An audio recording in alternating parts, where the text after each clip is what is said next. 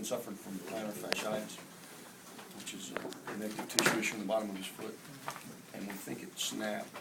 We think that ligament in the bottom of his foot snapped. As a matter of fact, we're pretty sure it did. Now, that's not as dire as it sounds.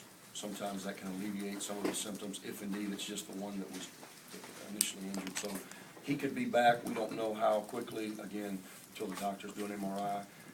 AJ, it's a knee, and again, the initial prognosis is not good. But I don't want to jump to conclusions prior to doing an MRI. Andy Nerlens did not have a basket. I wondered if you could talk about the impact he had. He was a difference in the game, Jerry. I think we all would agree with that.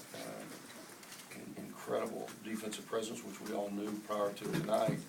And as our guys found a way to fight back in the game, and the way everybody's guarding Marshall, it's no secret they're going to just switch and extend on all that screening action, so you have to play behind it. We finally realized that and got the ball where we wanted it, with our two seniors right at the block, and Nerlens would not allow the ball to go in the basket. And as a result, we ran out of possessions and they capitalized. You know, they kept us in the game a little bit like we've done in the past couple of games by missing free throws early. They made free throws late. They made timely shots.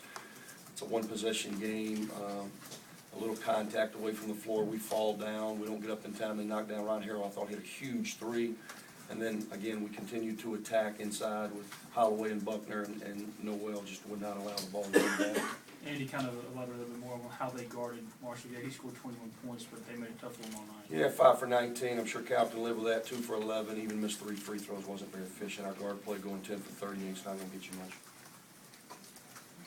Murph is now the all-time leading rebounder in Ole Miss history.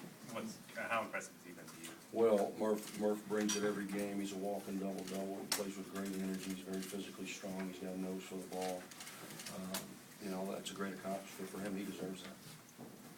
Andy, if you have to go without AJ for any length of time, how does that change the way that you have to play? Obviously, you're much more thin on the front court. Changes everything.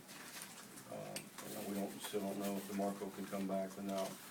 It changes everything up front. We started the season with Jason Carter and DeMarco Cox and AJ and then Buck and Reg, and now all of a sudden we're down to those two. Terry Brutus going to step up. Anthony Perez going to have to play some at the fourth. Indeed, this is something that he can't overcome in time. But with that in mind, with Anthony, I mean, do you think he's, I don't know, once he gotten more physical, but has he got what he needs to do to bang down? Well, he's going to have to. You know, the minutes are there. Somebody's got to take them, and so we'll give those young guys an opportunity. Anything else? Yep. Okay. I know you talked in the past about shot selection, especially from deep. I know you shot a deep one kind of towards the end. Just were you pleased with it looks like it was taken during the game? No. You know, I think this game is no different than most. I think we rush offensively. We don't execute great. You know, he's got to make some hard shots, but you know, we've got to help him a little more. And again, when teams play the way that these last few have, and I think that's going to be the MO, we've got to do a better job behind it. I thought, again, we had the ball where we wanted it to the guy we wanted it. Nerlens Noel was just not allowing it. He made incredible blocks. I mean, here's a kid who's